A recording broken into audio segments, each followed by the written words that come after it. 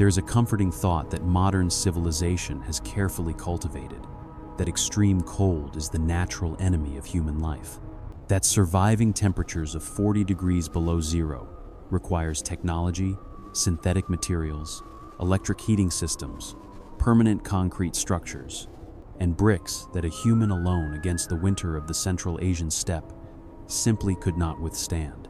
The Mongols spent centuries proving that this is a lie. If this kind of forgotten knowledge resonates with you, the intelligence of peoples who survived where modern civilization would not, consider following this channel. Here, this is the only subject that matters. The popular image of the steppe nomad is that of a warrior tough by nature, hardened by suffering, surviving by brute force in conditions that would kill any ordinary person. It is an epic image, but also deeply mistaken. The Mongols did not survive winter despite the steppe. They survived because of it, not by physical endurance, but by systemic intelligence. Through such a deep understanding of the environment, materials, and physical laws, that their solution to the lethal cold was in many ways more sophisticated than anything a modern engineer would produce for the same problem with the same resources. The difference between brute force and system elegance is rarely as visible as when studying a Mongol jur. In the middle of a Mongolian winter, there is nothing there that is by chance. Every decision, the shape, the material, the orientation, the internal organization, responds to a specific physical law. And these decisions were made and refined over generations without paper, without a laboratory, without formal theory, only observation, trial, death, and memory. It all starts with the shape of the gur, mistakenly called a yurt in many Western languages, a term of Turkic origin that the Mongols themselves never used to describe their dwellings.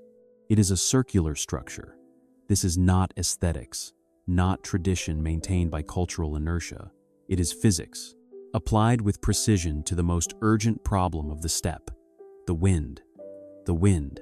From the Mongol steppe in winter, it not only slips over it but covers distances of hundreds of kilometers without obstacle, accumulating strength and coldness along the way. When it meets a flat wall, it presses. When it meets a corner, it creates turbulence.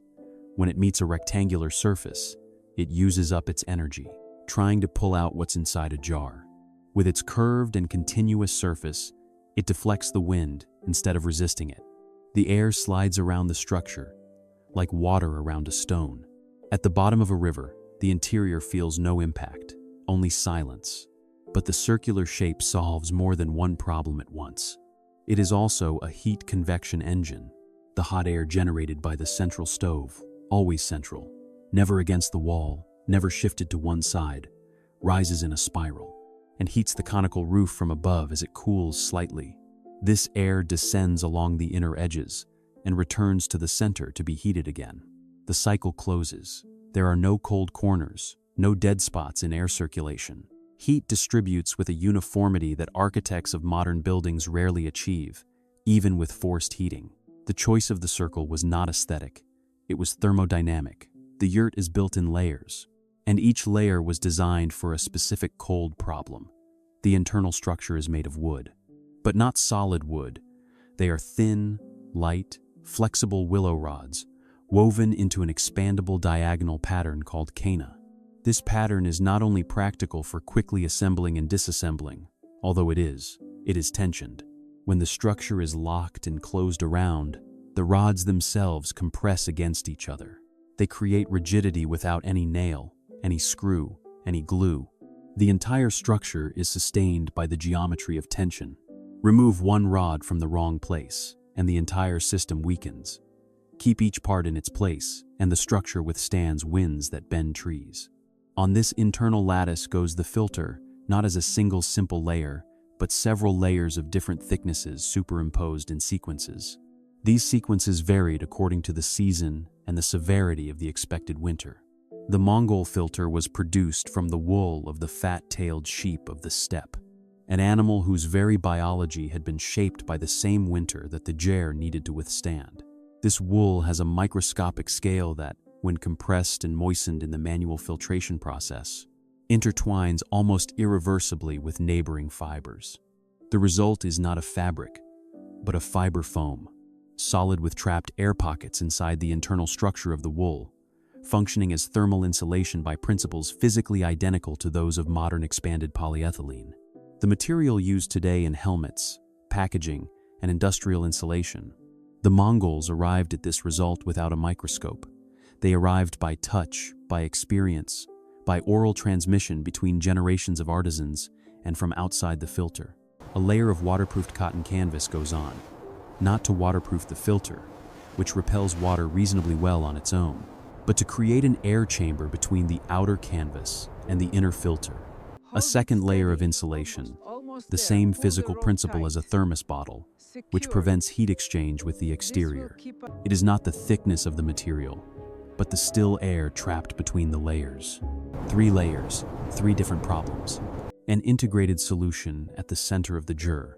The stove is not just a source of heat. It is the organizing axis of all life within the structure. The Mongols called fire gal and treated it with a degree of respect that seemed mystical to outside observers. But it was profoundly pragmatic, a fire that goes out at 40 degrees below zero. It's not discomfort, it's a death sentence. Letting the fire go out was a failure as serious as knocking down the structure. In the Gero-Torono, the main fuel on the open steppe was not wood. There was little. It was argol, dried dung of cattle and horses, collected dry in the sun and stored throughout the summer to be used in winter.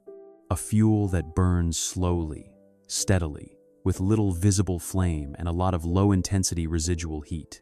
Perfect for maintaining a constant temperature in an enclosed space. Perfectly available in an environment where livestock was always present. The cycle was complete and self-sufficient. The animal that provided wool for felt also provided milk for food and dung for the fire. Nothing was wasted. Everything returned to the system.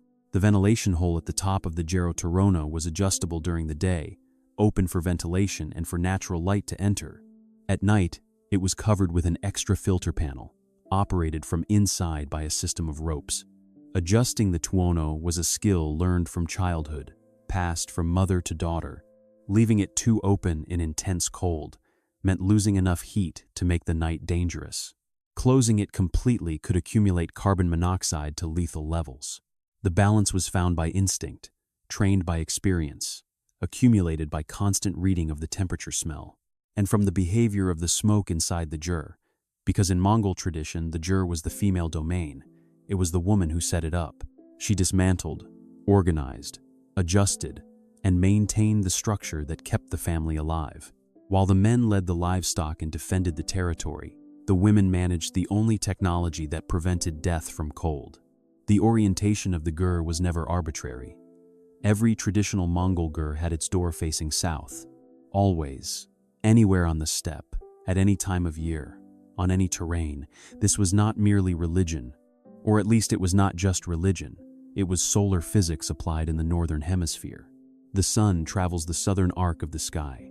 A door facing south means that the low winter sun enters through the main opening during the coldest hours of the day. Contributing free passive heat, the interior of the ger warmed with sunlight, even when the outside temperature was lethal. And there was another reason for the orientation. South, the prevailing wind of the Mongolian steppe, comes from the north and northwest, bringing the cold from Siberia. A door facing south never faces that wind. The gur's entrance was always on the sheltered side of the structure. Always, wherever the Mongols camped, the interior was organized into zones with a consistency that spanned tribes and centuries. The back area opposite the door, the inner north, was the space of highest honor, where spiritual objects were kept. And the most important guests were accommodated, and the right and left sides had specific functions for men and women. Objects were arranged in coded places that any Mongol from any tribe would immediately recognize upon entering an unfamiliar jir. This standardization was not empty ritual. It was emergency efficiency on a stormy night in the middle of the night, in total darkness and cold. Making breathing painful, each person knew where every object was. The internal organization was survival coded into habit. A gur could be assembled in less than an hour by 2 or 3 people. It could also be disassembled in the same time and loaded onto 2 or 3 camels or horses. This seems like a logistical advantage, But it is also a thermal advantage. A new gur, freshly assembled, freshly heated by the central stove, reaches a habitable temperature much faster. This is faster than a permanent structure that has accumulated cold in its solid walls over days without a fire. This quality that modern architecture celebrates as a sign of advanced civilization was, in the context of the Mongolian steppe, a real disadvantage. A camp that moved was a camp that could follow the resources. One could avoid predicted storms and never sleep in a structure that had accumulated moisture, pests, or the settled cold of weeks of abandonment. Mobility was not a limitation imposed by poverty. It was a strategic choice. This choice was made by people who understood the environment better than any permanent structure could express. Looking at a gur and seeing a primitive tent says more about the observer's limitations than about the limits of the structure. Modern society built concrete houses with centralized electric heating and synthetic insulation. The insulation is industrialized with windows, double glazing, and thermostat-controlled ventilation systems. And yet, it loses people to the cold. Every winter, people living in permanent structures connected to the power grid in wealthy countries die from cold when the system fails. The Mongols, with wool felt, willow rods, and dry dung, kept families alive in one of the harshest environments on the planet for consecutive centuries.